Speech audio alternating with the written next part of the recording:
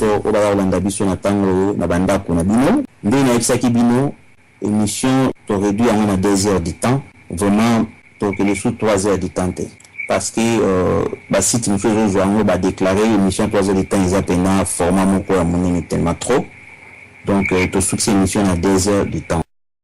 bon bien sans tabou et comment déjà payer la vidéo na voiceofcongo.net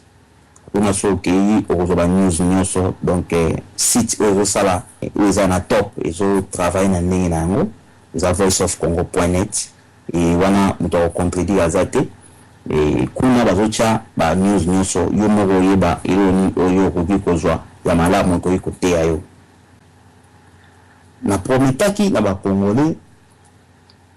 na koya lelo to sola likambo ya Armand Tungulu na Cédric mais likambo ya Armand Tungulu na Cédric et comme biso na likambo to benga dialogue inter-congolais lelo ou révision ya constitution ou bien concertation oyo Kabila Kanambe azako senga mais nango na olinga bokanga ba sentir na bino très bien lelo parce que eloko na oloba lelo ezali mutu na mutu akozwa part na ye ezali mateya ya pete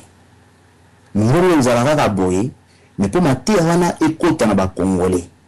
parce que la fois dernière na lobaki to somo na ba chinois bakagami surtout mitali biso mon côté problème place ni ezali to retourner à rond mais lelo to kokota ce qu'on a problème au biso moko to zalaka na yango na biso moko na diaspora na vato koma na Congo na émission nanga na kopesa mutu nyonso opportunité ya kokota ozali libre mais na pekisi ko finga te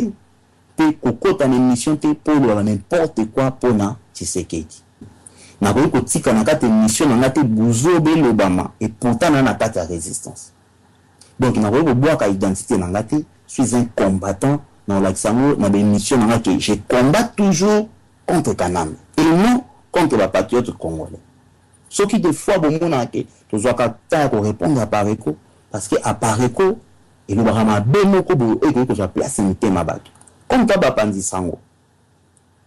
Moi 2 3 4 personnes ba yo qui la rappelé au don pambu. Ya mona zoka temps ya ko effacer yango petit kana mitema ya ba congolais te. Nabandi na Armand Tungulu. Armand Tungulu azanani. Armand Tungulu c'est frère. Avant na Belgique comme yonanga to dongo na mboka pasi to ekoluka vie na poto. To komi na poto misala pe ya pasi o boyebi. Misusu bazwi chance ya kotanga na poto ba classe milai ba kei na ba bureau. Misusu pe bazwi chance ya kotanga na poto ba classe milai te. Bakei ko sala musala normal na benga musala satite ya musala normal pour ndele mope akomba nzela na ye donc musupe ndele mo basukula ba toilette publique donc ils ont ça biso de robo en parce que biso mboka na biso qui na passé to yeko luka vie à côté na kata coupe ba combattant avant na kata coupe ba combattant bola na bilobela bato ba loba te ke ba lobaki amatumula zaki kola bobo na we congolais ana ba pour éviter aligner lobe ke nara na mopepe ceux qui me soignent na mutu mon ba boza kola bo ni te Bruxelles mo Belgique mo bimba Joana dans la collabo ba traiter comme collabo non azaka mutu action to yebi biso nyonso mais ayeba na ate pour ba to belé ba comment ko changer histoire na ndenge na bango mais na sans tabou biso to zone fara histoire ndenge histoire ezalaki a débrouiller vie na ye un jour à Congo mais tant à Congo mutu moko ayeba mutema na ete mais matia orde ko zona kata ya combat na kata ba combattant mingi ba yaki na kata combat na ninga loyengi connaissance na mutu na ye ezate mayele na mutu na ye ezate mayele kaka combat ningi wana aibite pourquoi atelemi mais comme Dieu wana zalaki résistant combattant atelema ki pa bundira mboka na mutema mobimba bokoyoka sikoyo eloko nini epasaki bo comprendre place pourquoi yana kata témoin Akekin azali combattant libokete. Odon pa mbunaza combattant libokete. Nazali combattant pour na sale loko fona zela binto za la 7. Ya mbo mona na appartenant na groupe wa combattant. Mais na ba action na bango, na ba marche, na ba réunion mususu, n'a qui n'a participer parce qu'ils ont une idéologie où le biso photo kabola yango pour l'intérêt à mboka. Maintenant, place dans commis différence, il y a combattant ou il y a tellement qui a sentiment de groupe sur la commis de bosso de cambo à ça action. Amatungu la kei a dit combattant le color don pam.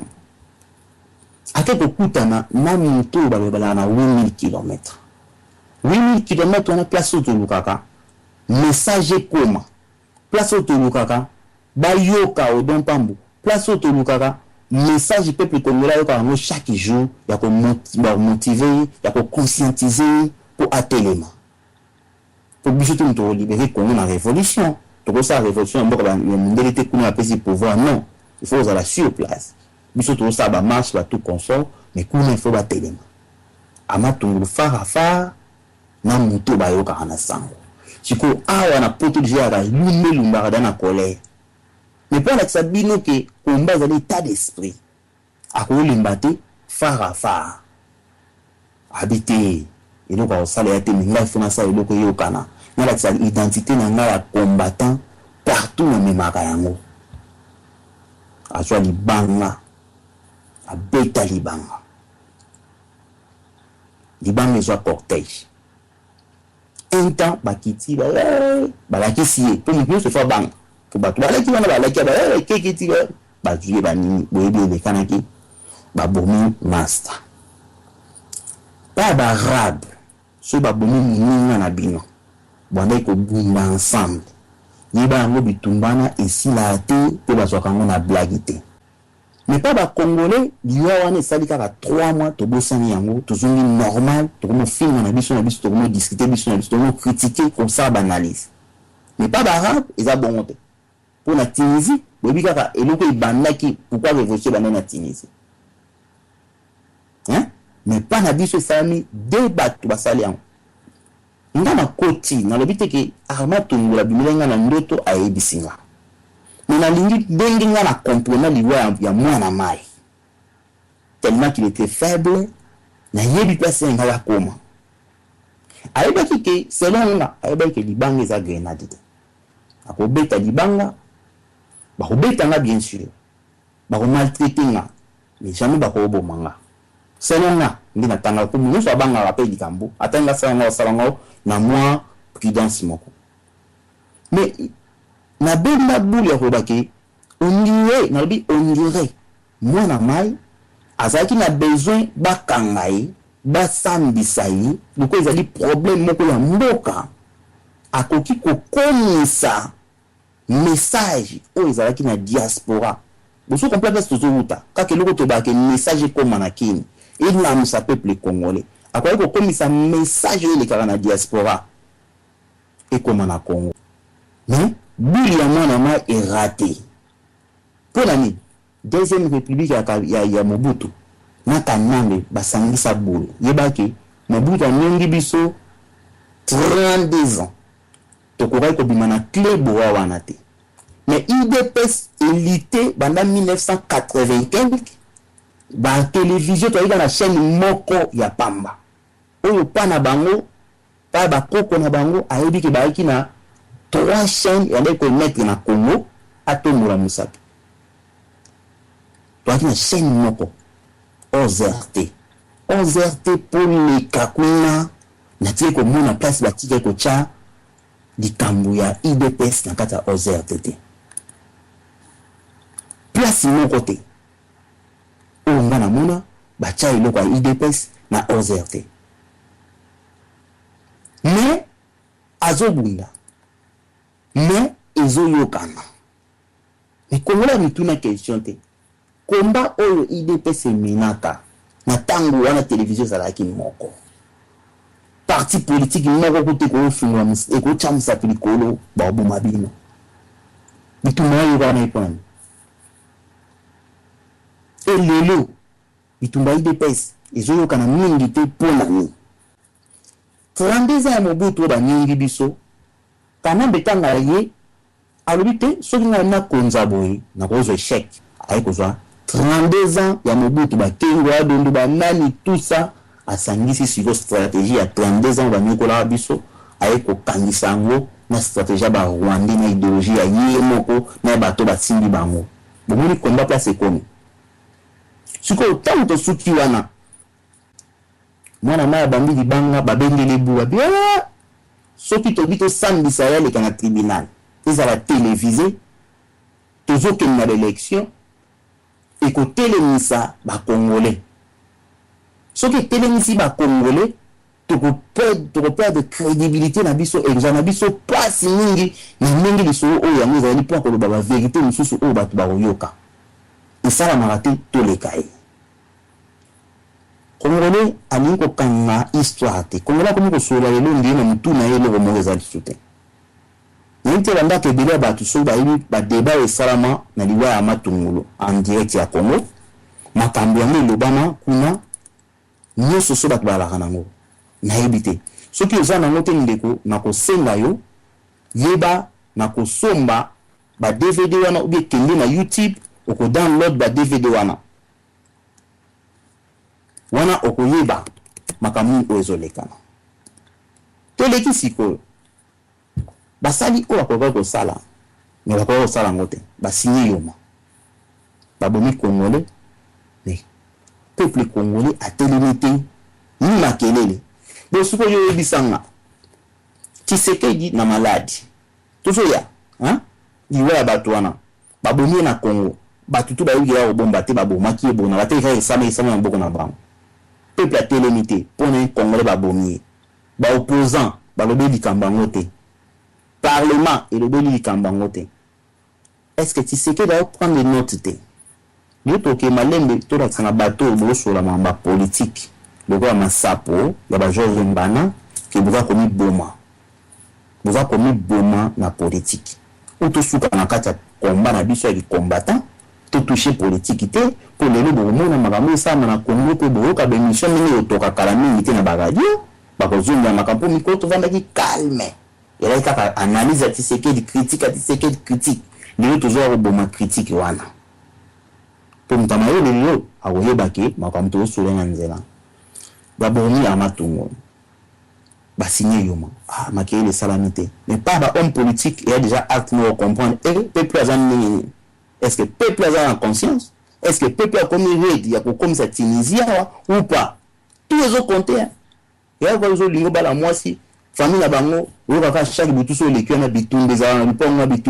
ata mwasi na bunda ate so bitumbe na lupongo na okeni kota suso ba okiambongo observation et un homme politique ni ba le baba politicien te et ba expérience te mais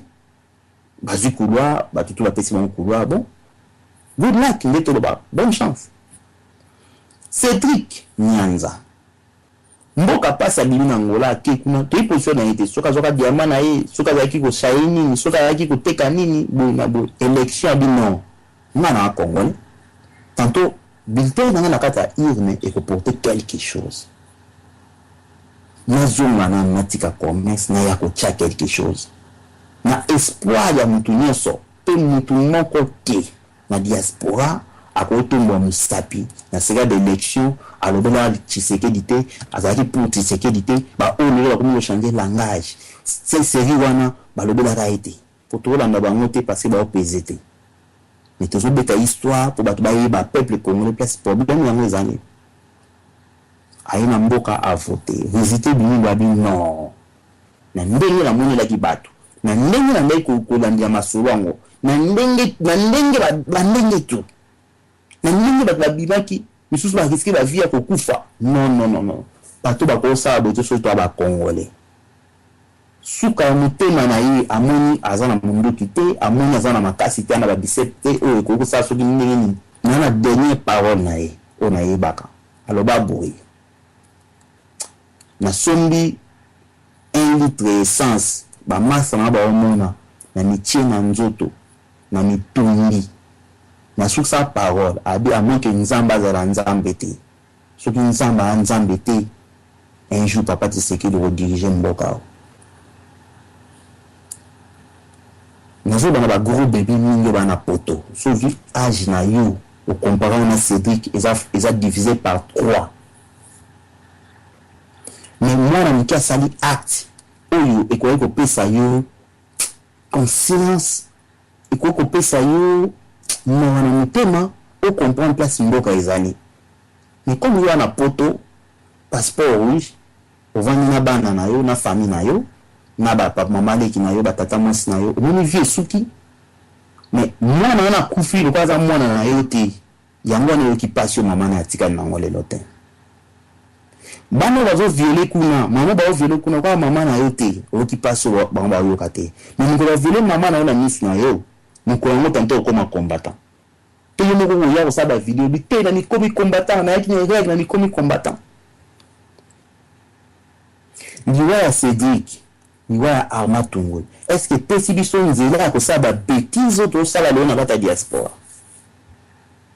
Liwa ya Cédric na Arma Tungulu na bamaso bavandaka na ye ekosala nini soki bawaki baarabe? C'est pas que mututu akoloba mabe ya Congo liboso na aza na problème sérieux. Mais pourquoi lelo mwasi Arma Tungulu atikali veuve?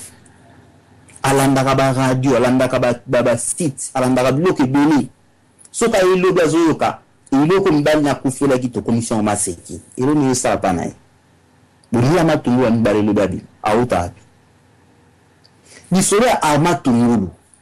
na koloba te na obomba mosusu po esala dega obi batu komi basolo ndenge mabe même na ba radio po na biyoka yoka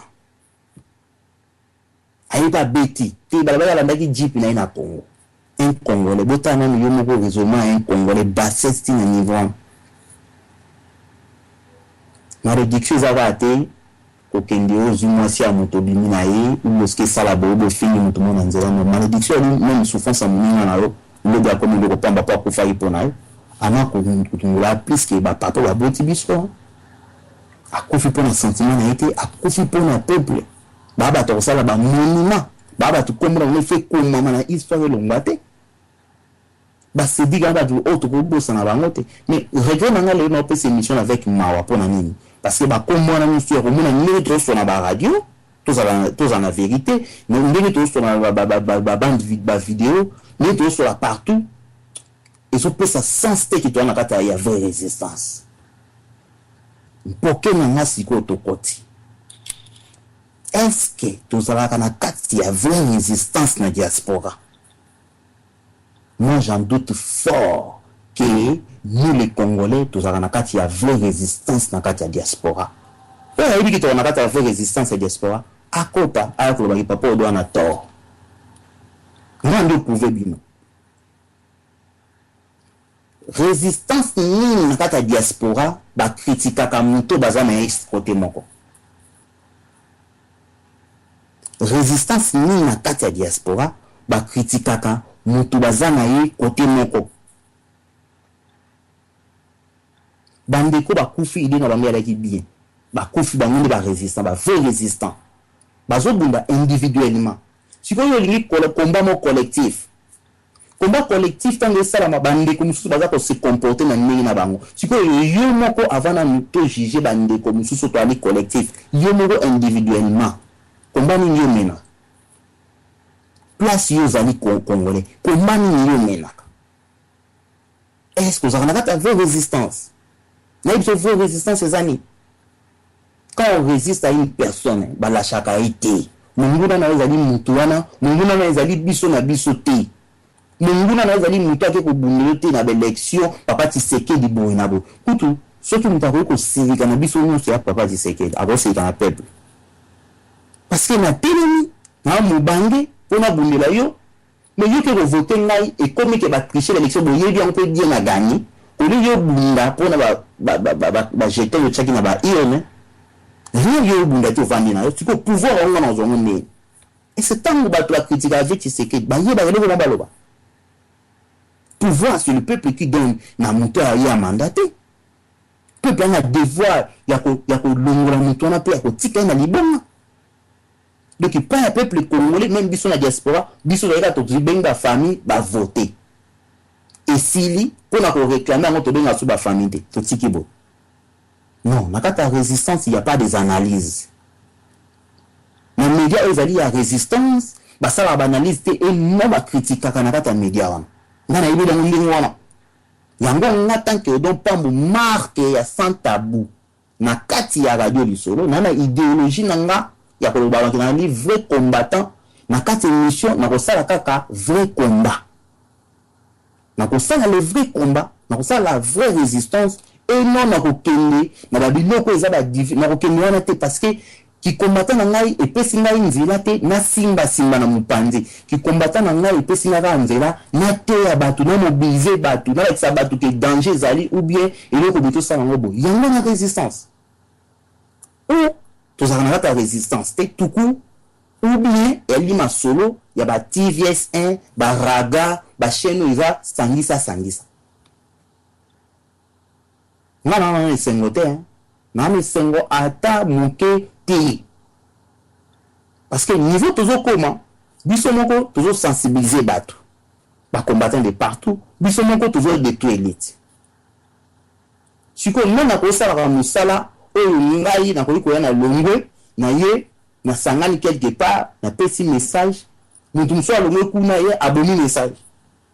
siko bato trote ya bato moko ya ba koma ba kisimbi ou ba koma bato aso mwana moko ya ndap soki mama lobini likamusu papa ya lobini likamusu mama lobini likamusu bolo nde mwana koma zoba parce que comme na confusion mati na ni ngana kozwa mati na ni te ngana kozwa te laissons-nous te tirer na liwa ya bandeko na biso est-ce que tozaka na kati ya vraie résistance na comme na place à suka pona fungula nzela na bandeko lelo concertation ezo salama nazo senga na ba oyo balobaki ke Tshisekedi abumbaka te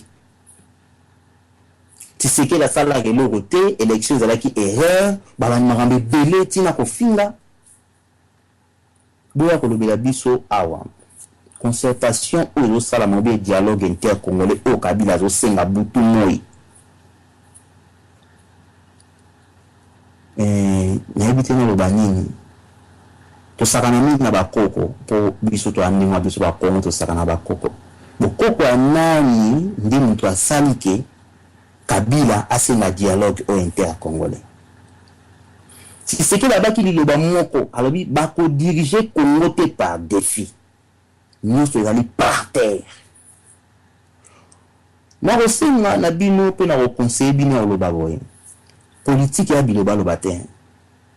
politique ya lite ke muta politique aloko mwasi te ya ndumbo be mwasi abota bana ebele ki mwana monso asali mobulu na balabala ifo ka mama na gangaka yo antoni anto yo Pierre tika makelele boye na bobeta yo yaka mongo na tili beko politique ya bongo te uto sur la politique te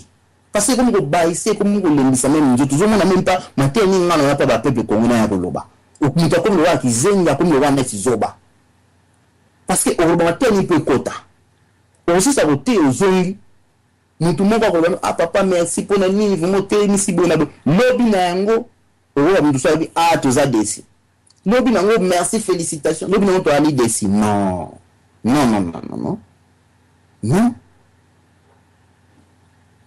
nzamba pesi biso ba don to l'équipe bateau ba na ndako na mayele te mais donc on a toujours partagé pour l'intérêt ya Congo donc on a peut to partager na ba médias nyonso ya résistance nyonso sans frontières parce que la résistance ezali eloko moko kangama en place mon côté vous comprenez la résistance elle loko trop tambola partout pour propager sango na bondi boule na sololi na tali consultation yango ba osenga yango bilobo Tshisekedi abaki so bazo diriger mais ba ko senga concertation te ba ko senga dialogue te yango ezongi singa siko ya koloba avant des élections mot d'ordre moko bo pesa maki pa ba te ba ni so bo mona to so na moi rappel po ba tu ba comprendre histoire ne to ke nango monde de ba yi ba ko tana kati ya parlement te lelo ba déshonorable ba ki mena na ta parlement ba koti ni expliquer le que est passé lelo to ko ka fichier tout à l'heure déclaration ba to sala ils ont pris sa raison à Tshisekedi à 100%. Il y a émission de Bentaki, la parole d'un vrai leader, la constance, Makata Komba,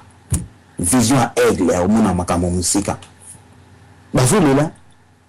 bangouni sur la côté n'a parlé, bazolela, parce que comme le niveau siko il y a modifier constitution siko na pour to retourna concertation wana et ko profiter na nani pour na peuple congolais ce qui va accueillir ko sur la dialogue wana et ko profiter na nani voilà la question to retourna calamité différence entre les combattants et les politiciens lelo ekomi ko yebana likamba 1-23 na loba la kibino kongola bungisi boussole combattant mon côté à côté kala ko dévoiler yango homme politique mon côté na diaspora article obeta kamba 1-23 dans le cas ba monsieur Beni na radio du solo na répondant réponse moko na ba émission nyonso ya bandeko na nga nyonso lelo na loba mamba 1-23 mais ba mission combien to beta pour la 1-23 combien d'émissions combien d'émissions to beta pour la 1-23 bon parce que congolais na sola soko ko fula mpokete otiki mpokena pour au lieu de de temps to l'équipe na ko sensibiliser radio à résistance média à résistance déontologie nango code na yango marche na yango utilité na yango ezali kaka pour conscientiser et mobiliser le peuple, c'est tout. Média et résistance, jamais, et ça la critique, jamais. Natikala ko mona yango te, natanga yango te, natikala tibana na botama na yebi yango te. Ou nous sommes dans la vraie résistance, ou nous ne sommes pas dans la vraie résistance.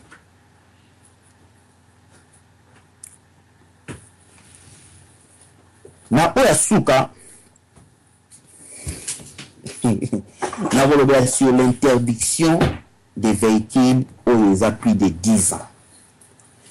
Pour la suka wana mbena kofungola siko conférence na la question pour tomber ka solo là. Bobu ngate place autoroute. Yo le maté à péter des besoins assez. On a confiance ba argument solide parce qu'il y a trop de questions et beaucoup de questions et tout normalement pour avoir la réponse. Interdiction des véhicules aux alliés plus de 10 ans dans le Congo. Au moins, tant que ça va blague, bango bazo calculer ndeni ba coincer ba congolais. Hein? Nani a na poto. Atambola dans la voiture il y a moins de 10 ans. Réponse des alliés, Bazali. Sous question, Baza combien? Autant dans la voiture, il y a 7 ans, il y a 10 ans, il y a 11 ans, 12 ans, il y a des fabrications 98, et ça m'a bêté. Parce que les places de Zali, contrôle technique, et la voiture n'est pas bien. La voiture fait à 98 et la voiture fait à 2005, la chère, hein? Ils avaient. Et la voiture fait à 1982, 79, sur la tienne, la voiture à catalogue, et l'équipe, quand même, la voiture du Manicolo, la chère. Mais bon, quand c'est quoi, place au bapinir, yo, nanga, combattant, na résistant, na politicien, na o même aza combattant te o yo rapport Kabila, na yo nanga, na yi to ko na kati ya punition ya matata mpoyo. Bato wana bazo nyonga biso. Eza place yo ba interdit ba véhicule il y a moins de 10 ans. Bon yo ebisanga. Kene na ba site nyonso na Allemagne, bato ba yi place ba karete kamaka. So ko besoin car mais c'est ça mon ante. Ou bien c'est si des ça va sortir kala o ya la fille belle ya film ya papa wenu. Aujourd'hui nini? Ngana na mona mais c'est ça mon ça il y a 2000 t. Année 2000 exact. Ils allaient atteindre. Si quoi au titre de la papa na yoni yomutu ozana poto musalo salaka ozana 400 € par mois ou bien 600 € par mois tout ça 1000 € par mois fitinda ko tout ça au tika na mbona mabo aussi le papa na bimoni na Congo au monde que congolais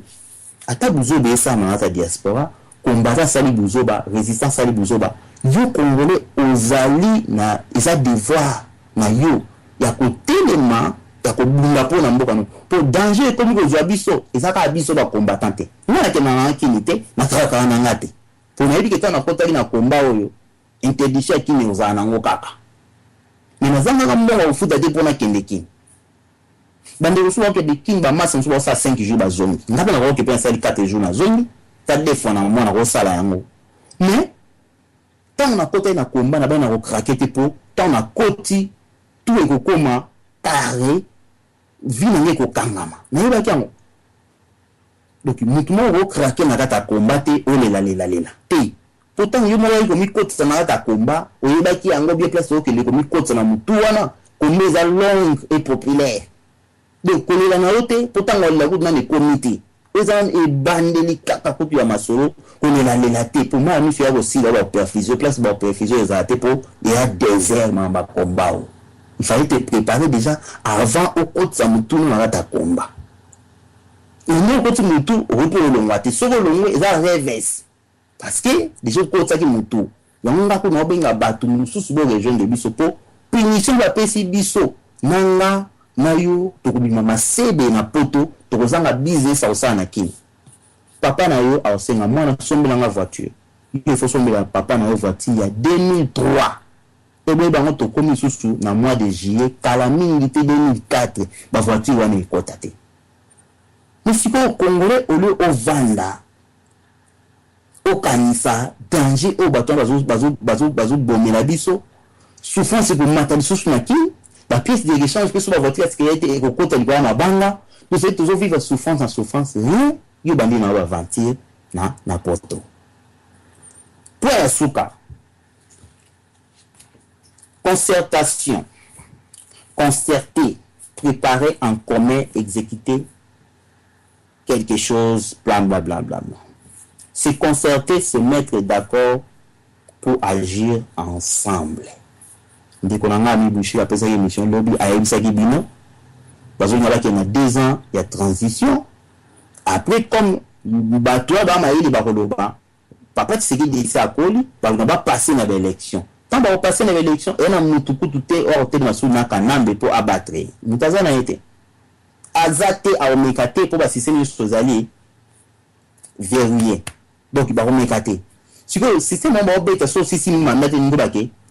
pour pas rectifier constitution va modifier constitution va na problème sikoyo parce que la déclaration de Royokawa tantôt pour le changote tantôt pour Royokango na éviter pourtant et communiquer le train à 1 heure de temps pour bande ko baloba opposition et sangani et ça dit déclaration ba lobby makambo ya ko loba ba ko na suka ba bazo mettre bango en garde et ba tie peuple congolais témoin ce qui va mettre ko simba constitution wana penza et ko ya lumbe catholique kuna ici et lobaki ce qui va mettre ko simba constitution cette fois-ci peuple a robima na balabala a kotambola Vital Kamerhe pe na côté na kepa bétien a sali discours na ye alors ce qui va mettre ko sala ko simba constitution kuna ko zala catastrophe donc tozongi siko bandi konanga tango Tshisekedi dabaki ba kota na kati ya nini ya nini ya parlementaire soki ba kota kité lelo oyo to vivre ni parce que il faut to juger makambo par rapport ya parcours aussi to sali na place to komi réalité to mona lelo ezongisi biso sikoyo ebandi na liloba oyo Tshisekedi alobaki bokota na parlementaire sikoyo awa bazoboya concertation wana bazoboya dialogue inter-congolais bazotelemela Kabila po makasi na ye ekomi ya kosila azoluka ndenge ya kodirige bilo bomona kwake abeti pe 2 ans et demi bilo bomona bon rien ne marche le nouveau esala te mais na politique ils ont mis au monde la te donc yole ko la politique pour ça le bon mabongo yole za libanda oyibi politique te donc il faut toucher mamba politique te ezala bien vanda mupandi obeta makamusu yole aussi mpa politique si vous loko la yebi kazo diriger te alingi loko soki ba kota kité tout compris pour ça moto raison papa lobaki soki ba kota kité il ko ninga ko sala mais il va siéger ben là diriger mboka wana il y a ozalani yango sko place oyo siéger na biso to vandeli na comme na suka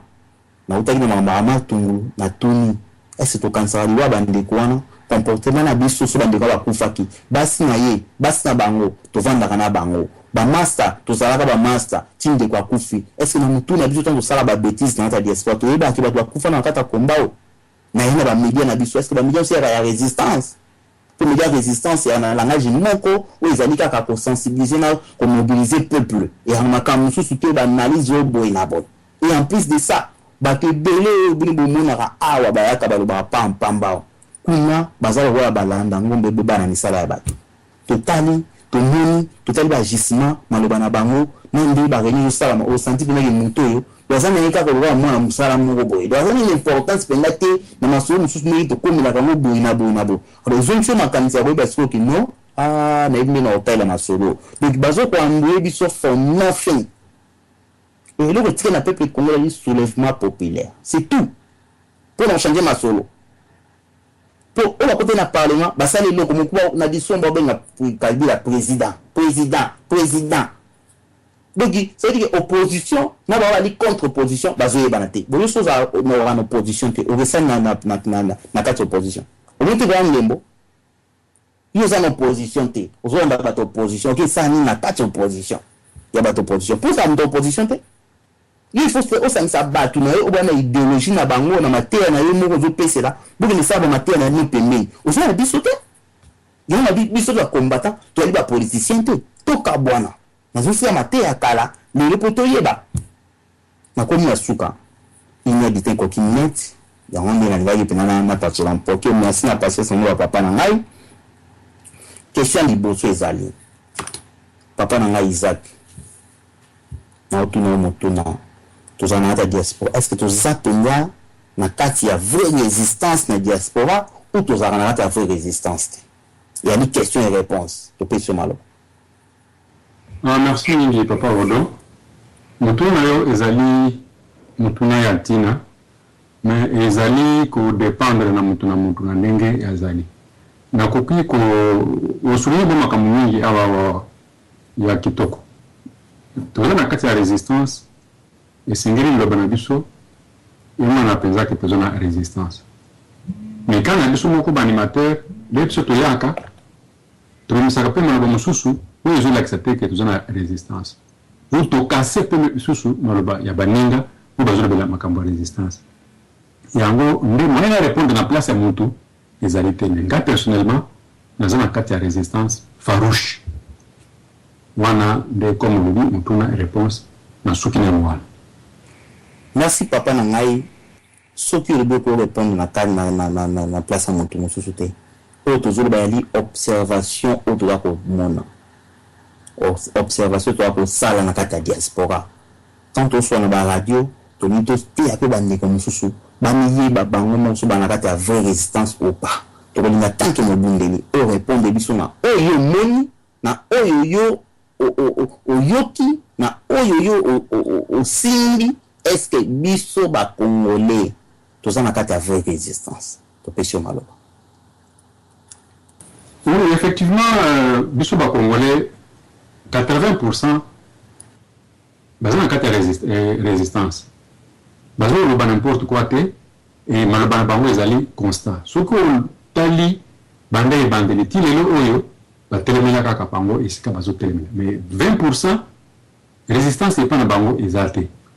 bazosala neti bato bazona Kinshasa bayebisi bango bokende te bango bakei bazali awa au contraire nde bazali ko faire partie ya eloko oyo kuteli koloba awa ke leo na kukosta kina résistance ou ebaki déjà kinzela yo vous allez bloquer moyen que même Kinshasa et exactement mais ça fait partie à bato na 20% wana nde musala na bango na koteka ka bato net ba oron pambu net ba ngai net ba to bazali le plus farouche na kati ya résistance nde musala na bango ya mwana mais effectivement et bene ya bato bazana kati ya résistance mais moi minorité ndenge zona résistance teme ezolinga kwamburiye ba oyo bazali ba nerf non solide ndenge ba kefoza na nerf solide ou bazali na nerf non solide te nde ba yebaka te esika nini ya kotia mutu babandi ko patapata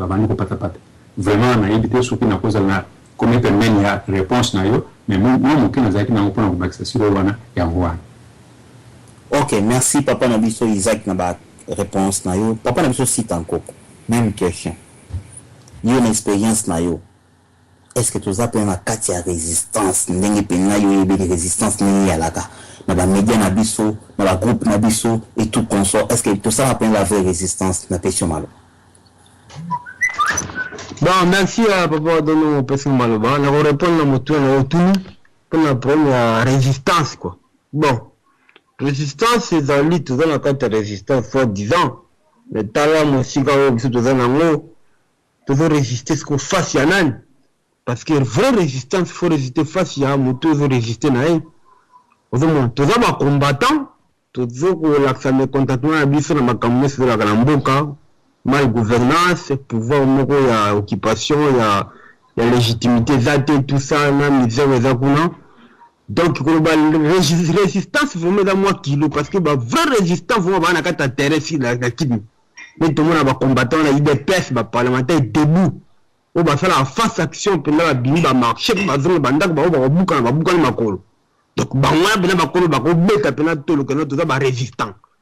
Mais qui résistance au biso to beta la katolo ya kuganga trop. Au bini na palais au pays, au marché na yo tranquille, au zonge yo fandi, au résister contre nani vraiment en face. Côté monsieur to buna ba monsieur ba ngana la combattant ngana la ka résistant, mais yo résister venant face à nani à 8000 km. Te ba vrai résistant ba na kin. Toza ba activiste, toza ba combattant, toza marché, toza bunda pour na mboka mais ko ba mo résistant c'est un peu kilo, donc ba vrai résistant ba na kin. Merci. Papa Sita bato ebele balobi te Tshisekedi aza kobunda te, aza koningana te, aza koloba te. Donc mpo na nini avandi ndenge wana seki ayebi makambo aza kosala, mais kote ya Kabila tomoni ke azosenga dialogue, basolo na bakongolais bayeba nini eza koleka badirige ensemble, parce que eloko nini esali ke eaffaiblir ye ndenge wana soki au moins IDPS yaki na poate ou IDPS ya na ekoloba te pana yo omoni yango ndenge. Ok, merci papa Odon, wala koloba boye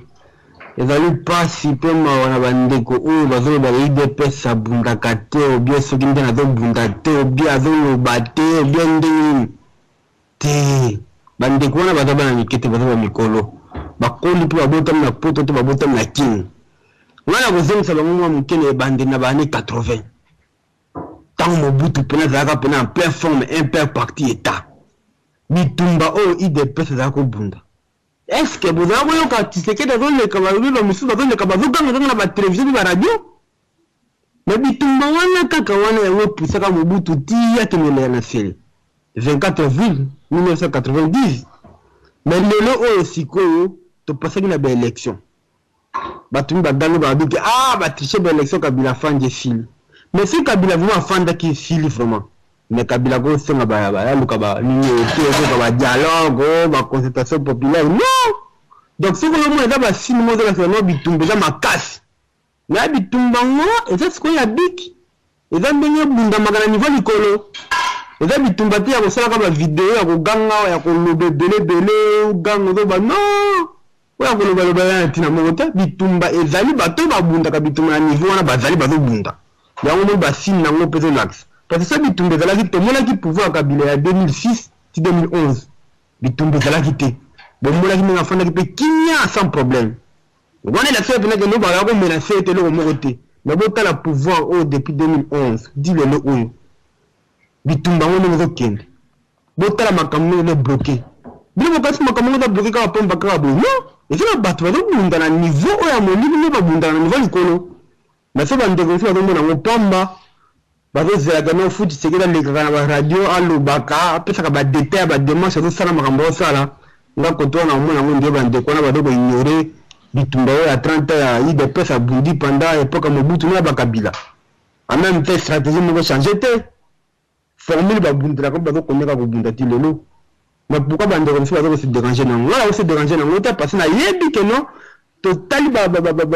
critère nyonso ya IDPS banda époque Mobutu komona est-ce que tango bazobundisa Mobutu na IDPS bino mama Tshisekedi akoloba ndeko na olobanga te na époque wana akoleka na télévision mpe na radio bobu ba RFI mpe ezalaki nango alobi bobu non. Mais même système yango ezokontinue sikoyo e bozomona kaka bapouvoir yango mpe oyo edikitaka na loma sukasuka yango mpe lelo ezokende kaka kodinda kaka pouvoir oyo ezasi na duré te. Est-ce que sikoyo pouvoir yango ezokule pamba non parce que eza menacé te ezalaki menacé te elingi ezala nango mpe en face na légitimité nango nde tomonaki na 2006 nango bazodirige nango mpe tranquille. Mais so bakomi na niveau oyo papa wabona koassure kano bitumba ezokobundama. Donc ndenge toza wana ko motema na mai po président saloba alobaki na janvier 2013 aprometaki biso makambo jele mais anina esili te mais katikati ya bato bakomolela deja azoloba te aloba nini tatanga aloba nini esala mo boyebi te basimi yango wana bazolosaka bitumba ezobundama siko aloba nini. Donc merci nazosina maloba tozokoma toujours. Merci papa Nangai na réponse na yo. Papa Isaac a déplacé moi mke papa Isaac totunaki question Kanambe asengi bayokana basolola bavanda. Tolobi te ke na totuni question sur les pièges, totuni une question. Bandeko babaki IDPS et Boudmarate qui crise politique na Congo ezate ki Kanamba ko diriger ba diriger kanaye. Mais ba zu réponse na bango ba ozanga courage ya kwa ko ndima ke babatani. Ba kozila mukolo mususu ba robima na kafouillage ba etamo makelele ya ba likelele na se ya mabele. Yo sikoyo okolobela bango ni pe okolobani. IDPS evandaki kaka bo soki evandaki kaka Kanambe koma a sentir poids wana ya kobima ya kolobaki nana besoin toyokana nini soki mboke ya bien. Toyokana nini soki ozo sentir oza à l'aise okoki diriger na Congo. Yo le beli bisoni. Papa Odonanga, je crois bien que Korosita Benkai Koloma Kamyon Swana. Vraiment, Batubayoka Bamona Kasi Litante. Batubayoka Kate. Omeki Koloma Makamboya Arno Tungolo, Makamboya Cédric, Omeki Koloma Makamuti, Batubayoka Kate, Ndenge Mikotsa Dina Katia Komba, Ndenge Batu Mikotsa Dina Katia Komba, et c'est même tout à la constat. Omobi, et nous, quand on a acté aux autres, il faut installer. Mais les amis qui sont dans le banc, les gens qui ont dit moi sur le lit, il faut ça la constant. Quel que soit un dengue, Bamikaton ou Kutanango, aux accords constants au Gobala Moissoine.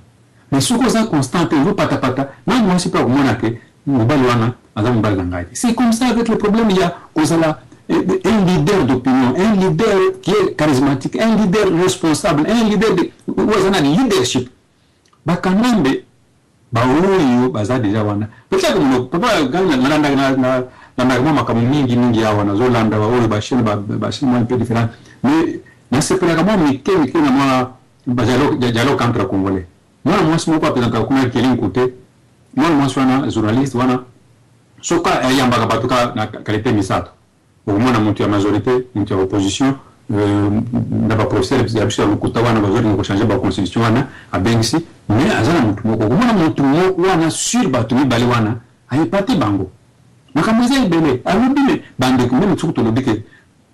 toujours dirigé par des fités wana iza hors sujet mais mutu neti malman bitumbe na kati ya Kinshasa na kati batu bakufi na kati ya Kinshasa le nom est comique Jean-Pierre Mbemba azala la et ça fait partie ya bitumba wana izo na kati malman mutu akende ko programmé na char mais lelo ba composé de soyi biso batotikana ba minoritaire tozana preuve ya kuna kiseke azalaki jusqu'aujourd'hui azali conseiller ya le soi-disant président na bangwana mais ndio ko ba kinto na azali mutu ya société civile boko yokanini bakatolika bango moko balobike biso totindi mutu te mais boko yokandini vous continuez à vous s'entêter et en plus na makamana bango ya dialogue balobi boy mais à tricher nous savons bango ka tricher dialogue ezaki demandé par les Nations Unies médiateur azala aotakuna mais bango azui kaka eloko ndana sepela kimingi bande kuna biso ya province moko na Kengo na province moko na mina kusoki nita kusoki nani les plus opposants farouches à Kolbakin. Mais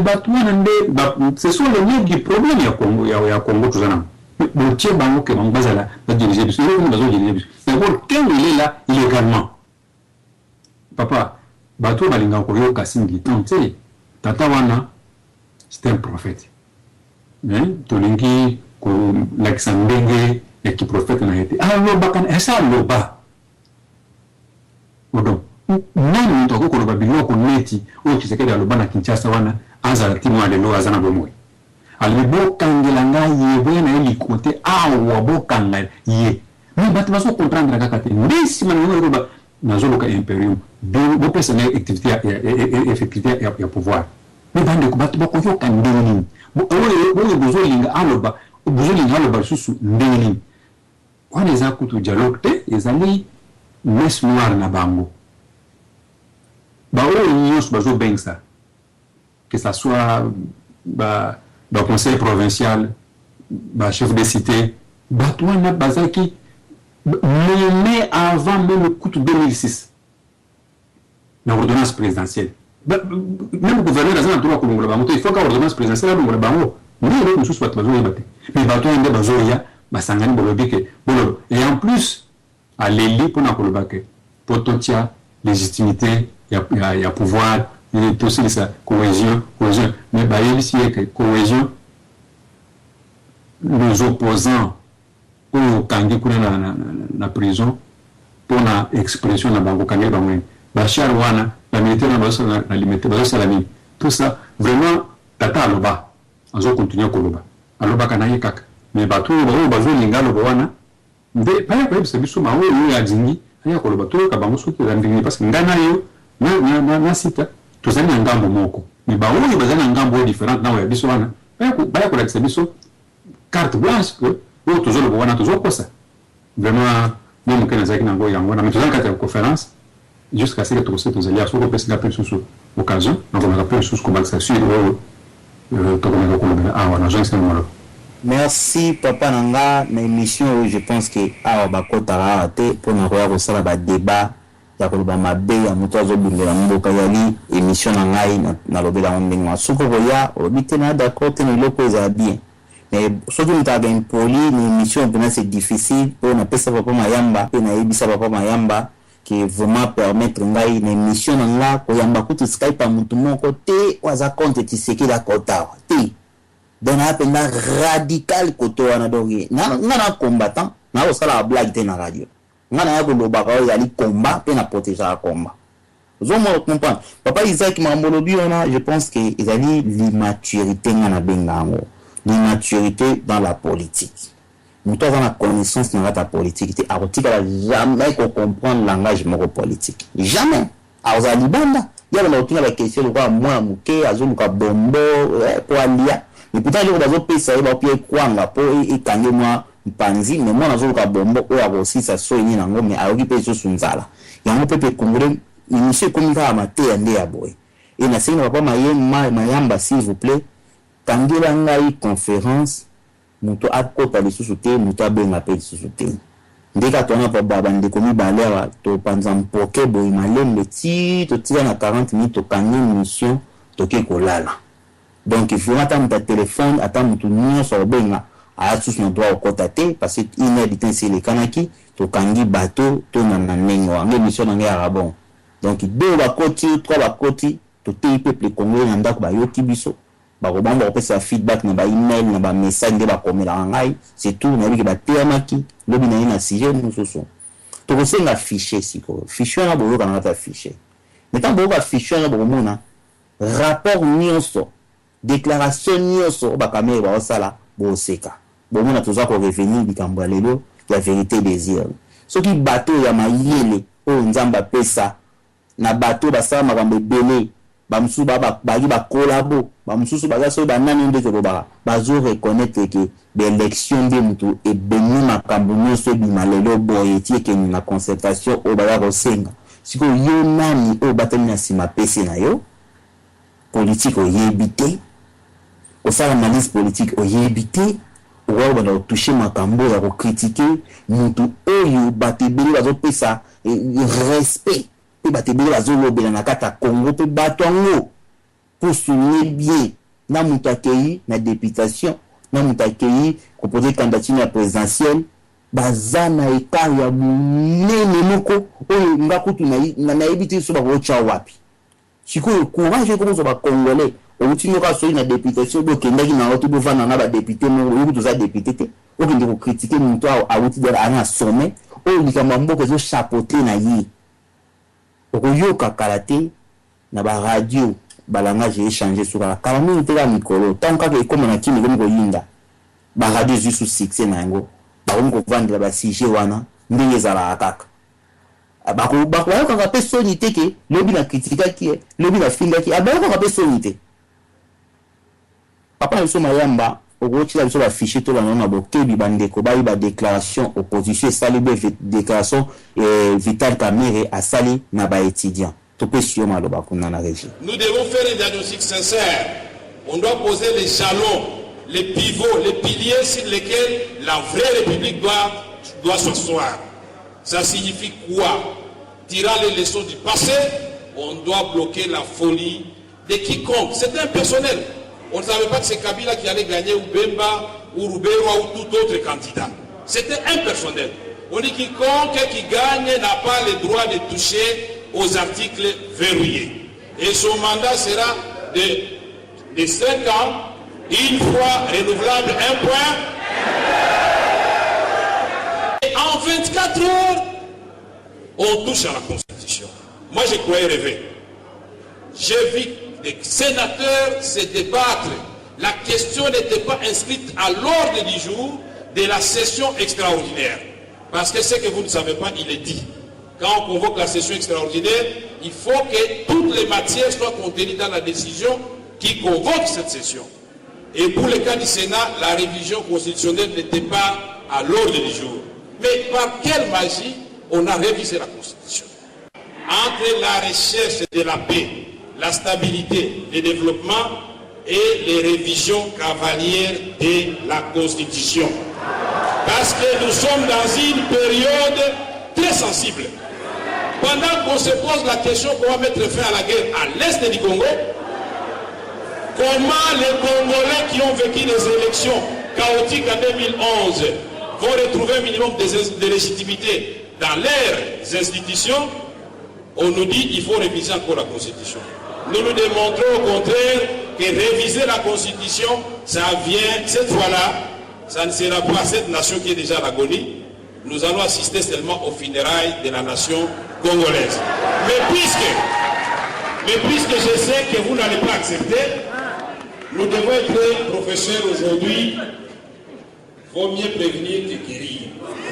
N'ayez pas peur, puisque je sais que parmi vous, il y en a qui pensent que je fais de la politique. Non. Notre rôle en tant que leader intellectuel et politique, c'est de sensibiliser les masses. N'ayons pas peur. S'il y a un danger qui guette la République, et que nous tous, nous soyons tués pendant longtemps, nous serons comptables des dégâts. Nous disons que cette révision, si elle passe, elle doit passer sur les cadavres des Congolais. Parce que dans la masse, nous sentons les esprits sont surchauffés. Les évêques ont déjà écrit le 22 février 2013. Je voudrais dire, pour terminer, l'autre question que vous allez débattre certainement aujourd'hui, c'est de savoir, on voudrait réviser pour quelles raisons? Est-ce que la constitution actuelle empêche aux institutions de la République d'apporter des réponses aux besoins sociaux de nos populations? Est-ce que les textes tels qu'ils existent aujourd'hui empêchent de combattre l'impunité et l'économie de prédation dans notre pays? Est-ce que les textes tels qu'ils existent aujourd'hui empêchent qu'on mette fin aux violations massives des droits de l'homme? Un politicien qui part, il se retrouve à Makara. Tout celui qui a une vision contrôle, il est à Makara. Mais si nous voulons aller de l'avant, on veut consolider la nation. On doit faire l'inverse, n'est-ce pas? Commencer d'abord par libérer tous ceux qui ont été injustement arrêtés. C'est un acte. 2. Le président Kabila, s'il fait une déclaration pour contredire son... Je ne parle pas de bras. Le chef de son parti. J'avais vécu la même chose en 2007. Moïse Nyarugabo ici le dira. Il y avait la constitution qui devait être révisée en 2007. Nous avons démontré que c'était inopportun. L'engagement de ne pas réviser la constitution. Et nous prenons l'engagement d'aller au dialogue vers un esprit de construction. Je pense que c'est le peuple congolais qui va gagner. Avec les agendas personnels, ni le président, ni nous, personne ne va gagner, c'est la nation qui va perdre. Je vous remercie, monsieur le professeur.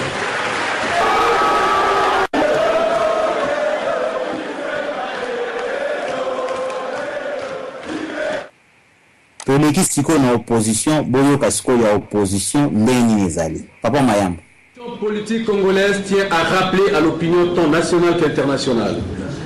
que le dialogue politique national est une démarche formulée par elle et la société civile à la suite des élections présidentielles et législatives chaotiques de novembre 2011, lesquelles se sont caractérisées par l'opacité, les fraudes massives et ont abouti à des résultats non crédibles. Bas politique, du reste aggravé par la déliquescence de l'État, caractérisée par son impuissance à défendre l'intégrité territoriale nationale, à assurer la paix et la sécurité des personnes ainsi que de leurs biens, la mégestion généralisée, la corruption, la concussion, l'impunité, le bradage et le pillage des ressources naturelles de la République démocratique du Congo. L'opposition politique congolaise rappelle que le dialogue politique national a été fermement recommandé par la communauté internationale, dont l'accord cadre d'Addis Abeba et la résolution 2098 l'a confirmé. Confère résolution 2098, page 5.5,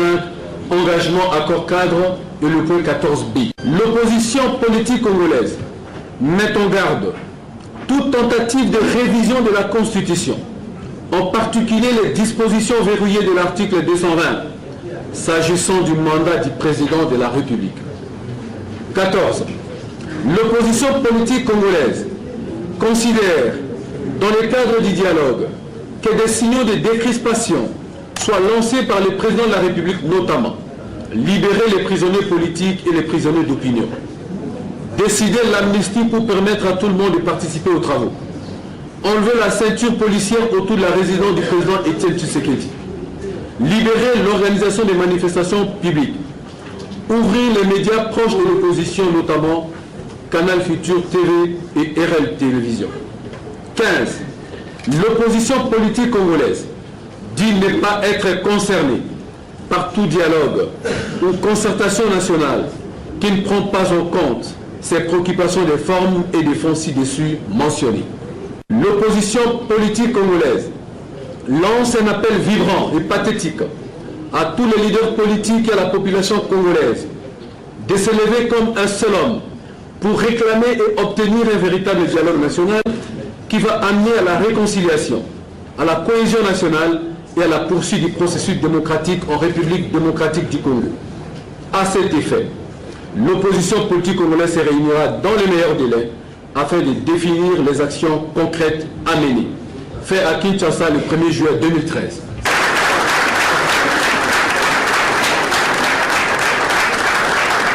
Je suis très content que 3 jours avant ma libération, qu'on ait signé l'ordonnance autorisant cette concertation. Nous sommes des génies, si nous pouvons le dire de nous-mêmes. Mais seulement, mon jeune frère Kamil a parlé à parabole, mais tel ne peut pas être mon cas. D'emblée déjà, je dis que mon grand frère Kengo et mon jeune frère Obemina, ils n'ont pas le droit de nous diriger. Ils ont échoué dans la gestion de la chose publique à plusieurs reprises.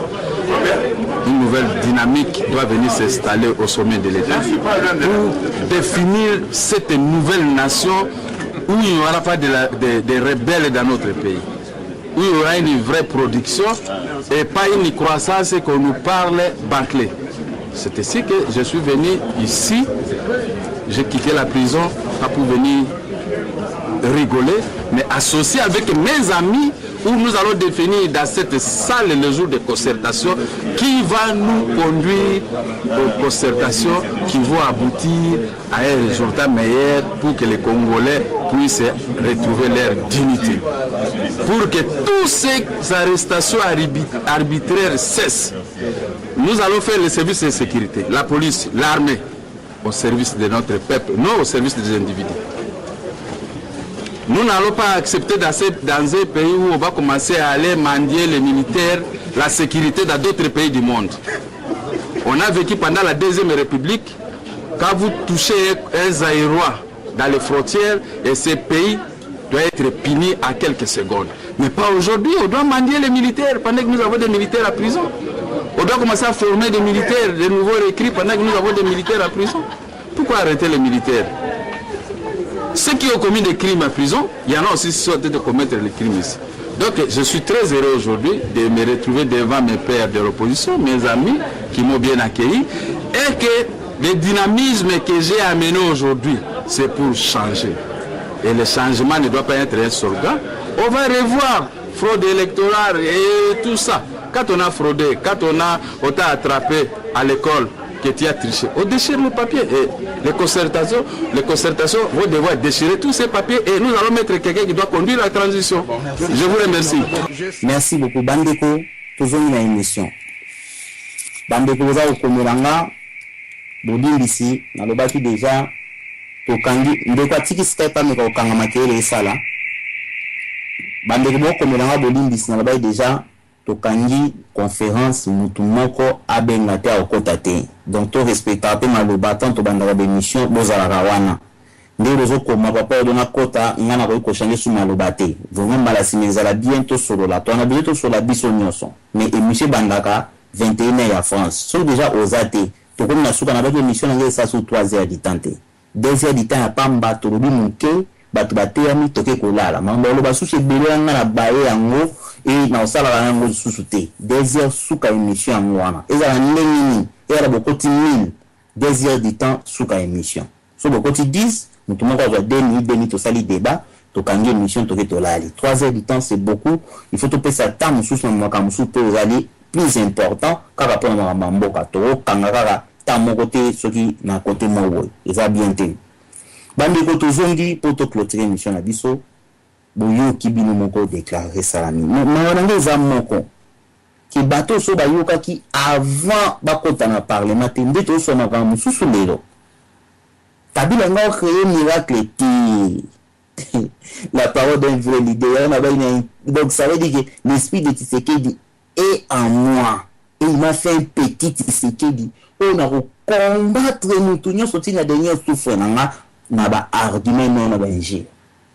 pour dire que pour nous ko pika ko telema na ba argument pe so na connaissance pe ya histoire na zo ba be connaissance ya histoire ya Tshisekedi pe o astali pour na mboka. Je ne crois pas que batu so ba tenir débat ba okima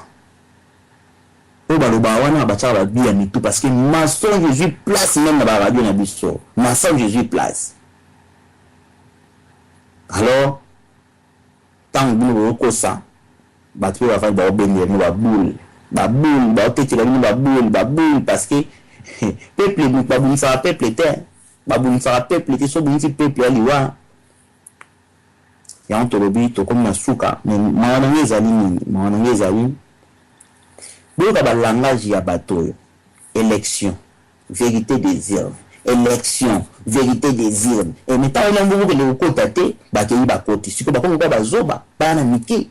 bakomi ko sangala mutavani ne alimete ile bana papa na ngasi tataka de points abi achimwa kiti papa seke da chimwa kiti alingani lixité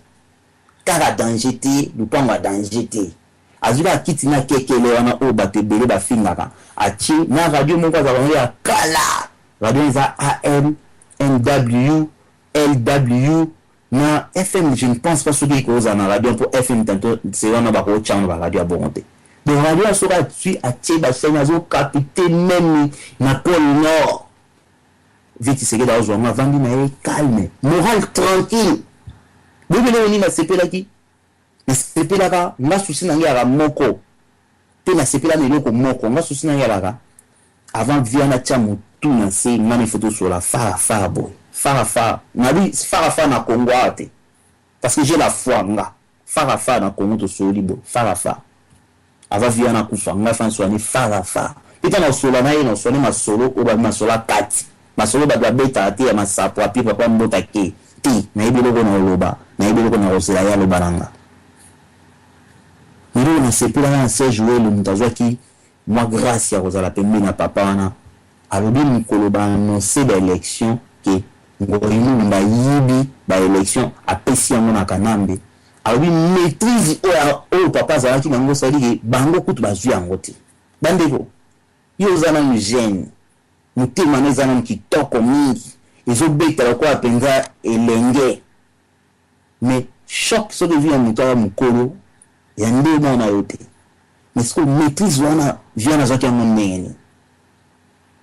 yana abiki ngana linga respire papa ne la tanga nga corruption kota ate corruption kota te bande bomi bisanga parce que e ribala luka na vie ngana zwango avant que kanamba ya et le nom nga na rozongo pona bomisa peuple nanga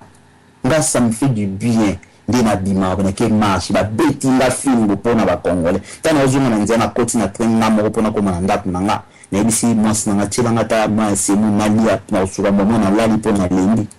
ipo senge senga ta mutazana pendenti minazo ke sengo so ke na ba YouTube ke ko film na pona bo mamboka ça me fait du bien na yibi mwasi ya mutute na yibi loka mutute mais ba finga passer na obuli la mboka na ngana sincérité de moi moko de quand moi je suis fier de moi il y a mon musala qui combattait Isaïe musala qui toko mingi ponanga pour na obuli bilamba te na obuli la batute na so le la pété na obuli bende ba congolais nyonso eza yo mito na France au finga yo mito za na kingasani eza yo mito za masina za wapi na obuli la ndeyo yo mona respecter peuple congolais ya lobake o banga na yo ka o bien o pesa na sala ngote parce que on dépend na bino bamikai ko cha kombo don pa na conférence na Facebook non mutanga bloquer ngai ba signaler ngai mutanga pinga code na koti na vana na tala na bite batu ba koti ba miko sasa mutu wana ngabi te balinga ngako ebe batu ngana kusaba ko soni ponani yango na ko sala bêtise jamais na kata komba oyo na besoin de conseil ndebo komela anga to comme na suka ile besali ma passe yali bato ba yoka kité bazuba ma élection ozomona balobi yote soki bo réviser sous constitution bo modifier constitution je pense que vous allez guerre vous allez danger bazoke bisa bangoki bazoke bisa question moko on pose à 5 minutes na ba pa na baza lelo bango ba koloba oyo bazo tanisa na motema na makambo wana après to kangi na biso émission papa Isaac oki déclaration à caméra yiko to caméléon soki amondo rezo simba te akomi na yote na linga nga kimia na mboka boye na babo 5 kanga ba carte électeur soki bandi ko kendeleti maki ngema na osko skola muka azongi koto yaye atwaye moto ko na bazaki na ye boye na bo opposition pe kuna bango ko bana fioti soki alika mukira ndiko lela papa Tshisekedi to tiki biso boye na bo no bana mike mais papa si alobaki papa na ekinya otala bango abi bana oyo tanga na bundaki bozala kite bo action ba age ba kombe so ba 10 ans otamba na sexo donc le ira kite on comprend ce Tshisekedi azana est-ce que vous êtes sûr papa Isaac question en gros dialogue wana za piège pour na biso te ba congolais pour te légitimer kanambe ya ko na transition on a dirigé l'Isusu 2 ans après 2 ans on a l'Isusu a posé sous candidature à l'équipe à 5 ans mais ndeko na ngami bichi alors ba ngalo na succès là l'Isusu et côté l'Isusu ce qui va modifier constitution est-ce que ça sûr penza que ndeba ba peuple congolais mais les attendus est-ce qu'il y aura quelque chose qui va happen na Congo wana na question 5 minutes papa na merci mingi turo ba misali mabe zana proverbe moko bo si tape akoye bangote yo pe oyeba tona bolembo lamo o baraba ke pana biso ke ba micheli moto na mopepe omoni soki zambe zotumbama mais suko mopepe zo ya yo kamati suko yo moto otie de façon que moto zo mopepe zo na droite zo na gauche yo suko ndi otie moto papa zambo wana ndenge kozika soki ezala omo ke mopepe zo na droite yo otie moto na gauche et ko pesa penza te mais yo otie liboso ya moto wana ndenge ya esika mopepe nde yo otie moto mais zambe kozika moki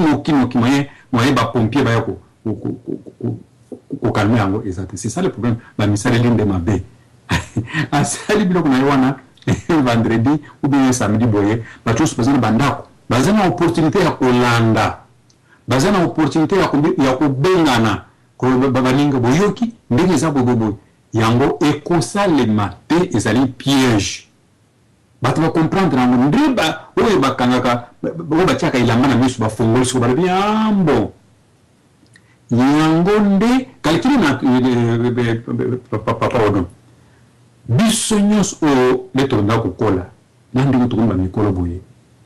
église oyo ezalaka respectable koleka église catholique eza te biso nyonso toleka wana baéglise na biso toyebi baéglise na biso oyo kondimande na bane oyo ya suka mais église catholique basakanaka nango te mais yoka courage ya kimalumalu le pape Benoît soki 16 soki aza Congo soki papa soki André soki papa nani apesi bokonzi Afrique kimalumalu azoboya yango mbotodo kalikile na yo zona mu place wana eza ndenge nini omona kopu wana esuki mpe wana te baevêque basangani baeglise oyo bato oyo banganga nzambe oyo tobangaka wana sango alobi mais sango basangani balobi malumalu yo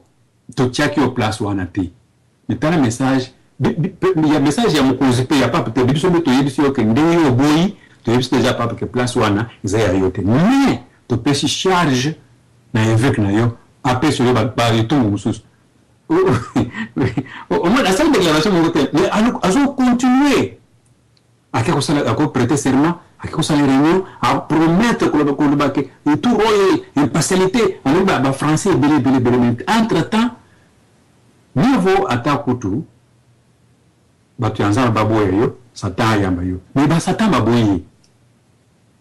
na banganga nzamba boye mais siko ya kosala musala ngona banani yango nde ba bakala kilamba na miso bafunga miso ba yango nde baza ko nyoko na biso ba bazoni se biso malumalu bazali na objectif ana ba l'équipe de sous bochab avec moi to kubonga constitution ba yoki sur réaction aye ko beta bombe oya suka nda lobi que to sa la concertation a personne ba ligne de conduite ya ko suki sa atiembu takengo nyaki na minoko ya balo yoki moki minga lobi mon grand frère eleki na ngayo batu atie bango na place ya bien ou aza grand frère ou aza petit frère baza na droit ya ko diriger bisote et c'est déjà échec avant qu'il soit lundi même le toko ba lingo ko déjà ba déclaration mais ba tongo baza tetiawa lobi na landi bango na landi moko bari bon il faut ko fungula porte comme ça dialogue que ça battu pour le cohésion mais bon que nous alimenter pour ça nous alimenter à yalobi ba che fichier quand on tient nous alimenter lobi tozani de loin de près ya biloko na bangwana basala biloko na bangwana to sto imsa bango ba pas continuer ko ça il y a le bon une déclaration nous to que na ye donc dépend na ye ndenge ni ba le pays sous bon comme ça ba le 23 ça va pas congolais bon que ne peut et pas na bango bon c'est pas besoin ko cohésion besoin bunga oui c'est bango roté bango bazo considérer ba M23 comme Kagame zo considérer ba tuti ba utu bango bazaba tuté bazaba démoto ko kusana bango te au moins de ça arrogance bazana lolendo bango moko déjà échec sont mon déjà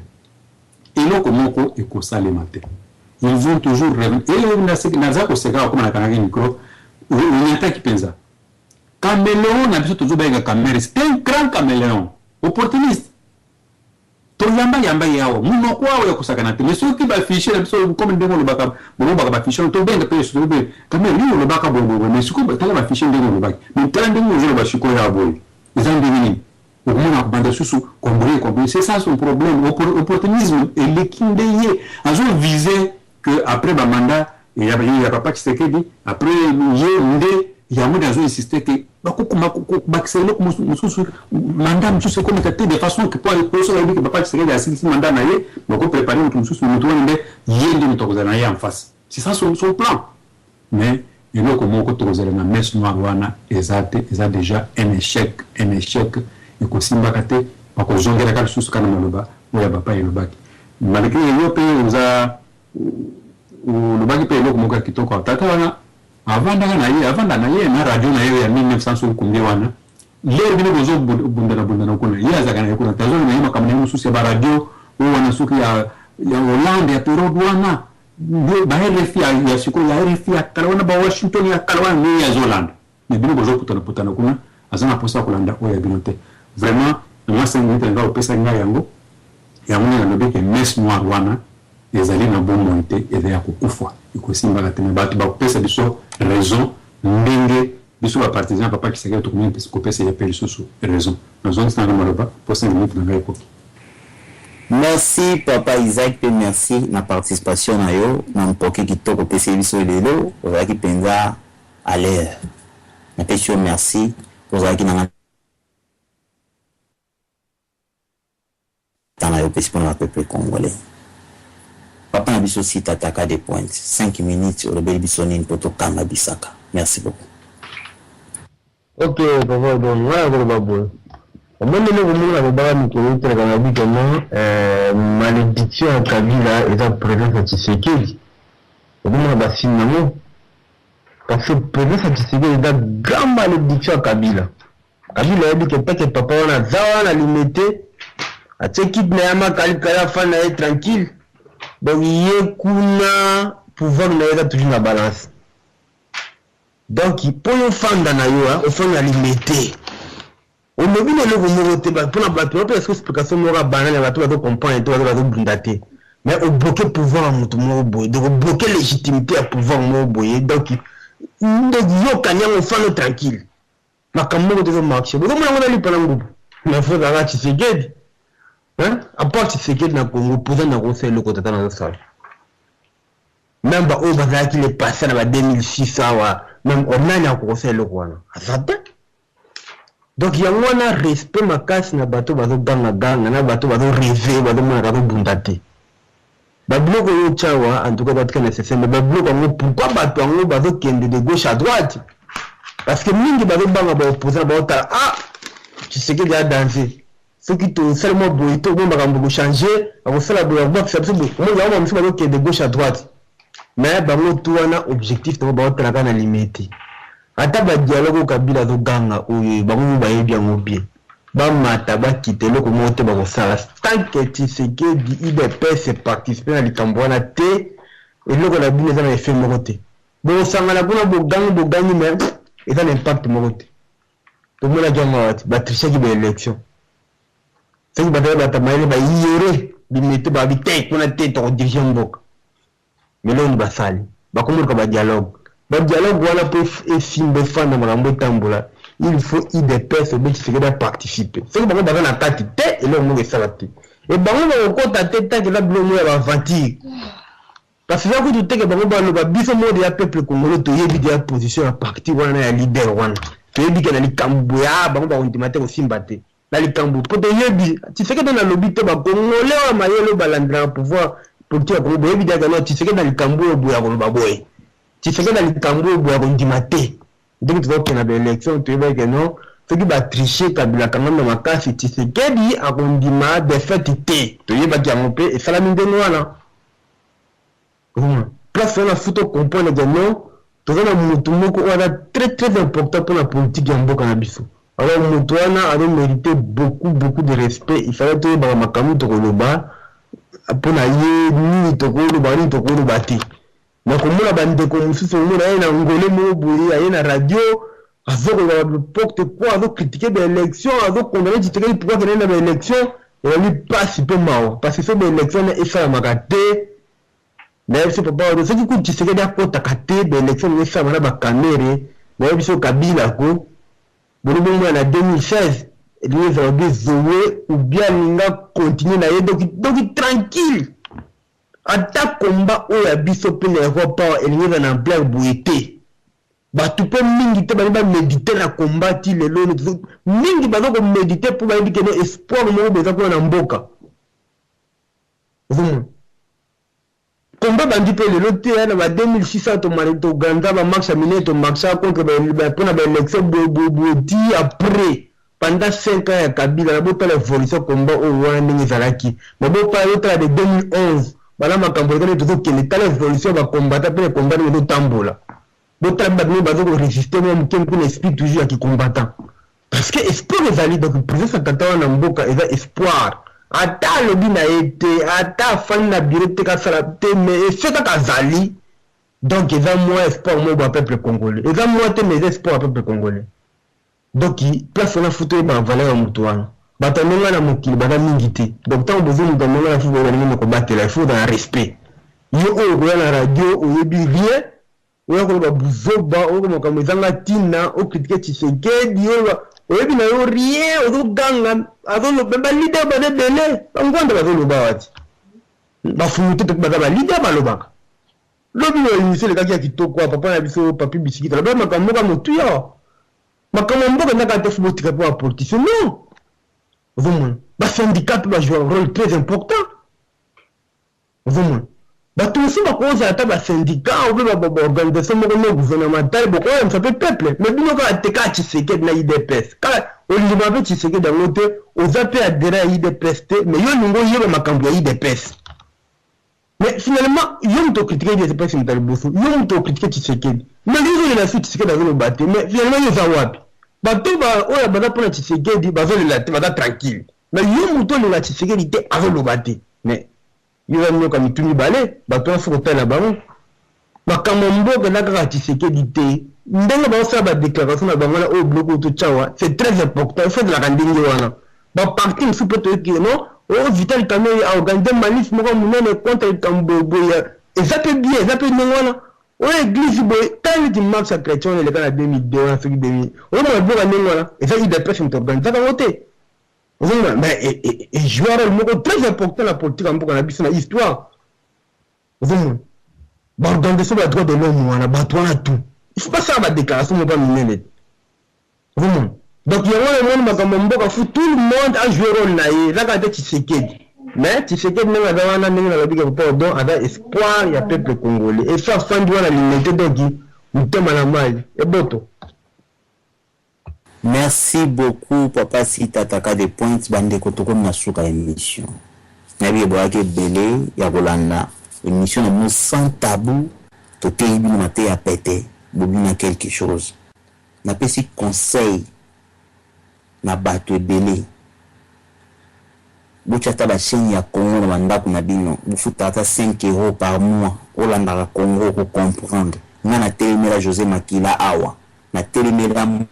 moka oya révérend moka ngam na kanga escro na radio visolo fichier zali mta oboma histoire wana zati na telemela Zakari bababaso batu bakomelanga na chat odongi zo bomo ba relation na union so bato lobi na king na okela Zakari bababaso wapi ngana okena ba gouverneur ya Équateur ba José Makila okena mo wapi ngana na pona Congo ngana na complexité Congo d'abord le José Makila zapi boka ba déclaration na auto za sumu takabila kina na proposer candidature kuna a postuler na poste ya gouverneur ya Équateur azute azuli sur une opposition bon va tant vivre na bango so ba caméra ba sensibiliser ki bato avant tant on est na ba janvier tout le monde doit résultat bien ya on moni le to ki poto do ba trop lelo na succès mission na koloba to bunda po na motuté motupete ya kogigoya po abangisa nga na radio po oza soki gouverneur so oza nani ngaso na talika ba moro ba okufa na Congo na niatio na makolo na tamboli likolo na yo pona loba vérité na temila mutu nyonso zo na baje ya mutu na sema ko likolo batebele baloba ka kuna bana place te bana misala ba otala ba pio kutu bikote oza pe discours te parce ba prêtre bazana mo lo bezate mais il dit que Boya Mobutu a rappelé quand même patron, a rappelé chef pe gagne na quartier na bango. Donc Boya Ren a rappelé patron hein na quartier na bango parce que au sala nanda ya Ren. Mais respecter ta camarade ya Ren, ou respecter ta Ren na ba master na yo sala bien ni cha place na yo. On dit que tout matabiso nyosto mutazana si azate munyoso ko loba. En plus tant zo te ya bato, bi mo soye pa makambo yo zo loba. Au côté avec makambo zo beta yo zo yebate bateli ba beta masolo mais a bandi ko bunga yema zo bateka zo bunga deja rumba e na osenga bandi ko nga ba media bandi ko nga ba site bandi ko nga ba radio nyonso na sengi bino bozonga na kata ya résistance bo pesa position na bino bozo ile biso to sur la résistance to mobiliser peuple to conscientiser peuple ba masolo musu tozo na ona kata ba radio ezo bomo masolo musu tozo ebate masolo zo comme biso kilo biso mo tozo ebate to sala ki ba bilo hotel na sukisi ya koloba boye boyebi na kini tala eloko epasaki moki efala bima dimanche banga bakende zoye bascorte etina ndako na ye baboyi yango angeki mbuta gouverneur aboyi fête ya indépendance bafete yango te fête du travail oyo ezalaki na main bafete yango te bana basisi baexamen na bango nde bakota na bavoiture bakende wana bafete yango te kokende kokunda babibende na cimetière nde bamataka na bavoiture bainterdit yango sikoyo yo moto na diaspora comme wali mal informé oyebi eloko oyo ezoloba te na bamédia okoyeba mpe eloko nini ezoleka te parce que mingi bakoma akeya tamboli na ye ayengi ntango ekokoma na ntango yango aye afungoli akoti na esika pandi kointervenir na émission bato batie akodoni rabish parce que azwi ntan na ye akokende libanda azali mal informé akopesa binoni yango ifo tose documentaka biso mpe ya koyeba information na source ndenge ndeko na nga mibushi loba alobaki aba likambo moko nga na reconfirme yango mpo na yoka yango kala nayoka na mois de janvier 2012 mpe ya reconfirme yango nalobi ndeko alobi likambo ya solo tokóma na baniveau ya bongo toluka tobakisa connaissance soki mpo ozala na baconseil te ozwi mpe baconseil mpe ya mwa mikolo baye bandi koconseil mpe yokaka soki ozoyoka okomprendre nzela liboso ekozala pole osoka mokumbi avion ye moto amonaka somo ya avion me bato bavandi na nsima bamonaka somo ya avion te bamarche nyonso interdiction bafeti nyonso na Congo interdiction est-ce que signe ya temps wana ozotanga yango te signe ya temps wana ozotanga yango te soki mboka elaki bien pourquoi bazopekisa babiloko wana okasaka imperium nde soki bobomi imperium nde kote mosusu lite obima te baobunda baza te ke souci ya bato nyonso evanda ina imperium na mwa 100 ou bien 50 oyo yo koyeba kotya na imperium yango wana ntango epesana te toyi tofungola débat na radio topesi 3 heures ta 4 heures mpona kodistraire sur imperium entre ta bango baotravaille batika korépondre bino te batiki bino na play mikolo tokomi na système omoni radio ya kala oyo ya cassette oyo eza électronique te babuto nango ekota boye tokomi tofini openda play ntango bandi obeta soki courant ekatani te obanda kobeta na yo recto vexo okei na yo boye cassette ezomi ti cassette ekolingama place batiki oyo yango wana yango mona komi na suka koloba bomoni babishop bouti oyo babétise mosu esalami kuna na France moto andimiki abima na mwasi ya moto lelo atatoliki abima na mwasi ya moto omoni place basali yango débat baradio nyonso esuti yango tobengi vraie résistance osali buzoba na yo otikali na play biso tocontinue bandeko tokomi na suka nde nalakaki bino 2 heures de temps merci mpo bozalaki ebele ya kolandala émission oyo soki bozwi yango bopratike maloba oyo ebimi awa ezali maloba oyo eza na nzela bokeba mpe na dialogue wana ekozala mpe piège mpo na biso mpo tolégitime soki mwana wana akende susu kopose candidature ou bien ekozala mpe kokotourne match tozali na deux tendances mpe mpo na modification ya constitution peuple congolais yebisa famille na yo tobundela mboka eza kaka moko toyeba ndenge tosalaki na 2011 ndenge mpe tokosala sikoyo ndenge mpe tokosala na mikolo yango ezoya nalingaka bino mingi nzambe apambola bino bobosana propriétaire babolala baradio tokotaka oyo komba oyo tosalaka bato tokutana na bango mitema na bango toyebi yango te kaka nzambe nde akoki kobatela biso tomonani mercredi même heure même minute pe même seconde kaka na radio lisolo. Good night, bye bye.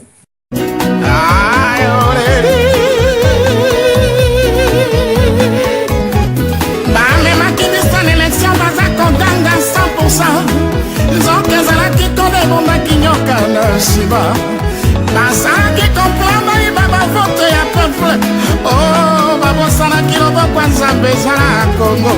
Lelo sekele nyonso bomba maki ebimeli banda. Ya chichie kamba bana Congo. Mboka na yo, mboka na yo. Ayo.